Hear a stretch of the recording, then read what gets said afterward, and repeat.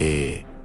meia-noite. A lua banha meu quarto, numa luz pálida e fria. Tento dormir, mas um barulho estranho lá fora quebra o silêncio. Chego perto da janela, mas a rua tá deserta. Não há nada. Então, o som volta, mais perto, desta vez. Parece vir de dentro de casa.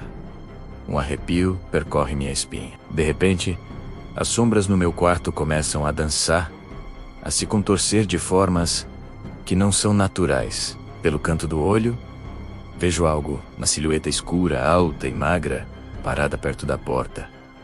Meu coração dispara. Tento gritar, mas a voz não sai. As luzes piscam freneticamente e de repente tudo fica escuro. O silêncio é absoluto. Sinto um hálito frio no meu pescoço. E então, um sussurro, bem atrás da minha orelha. Leo!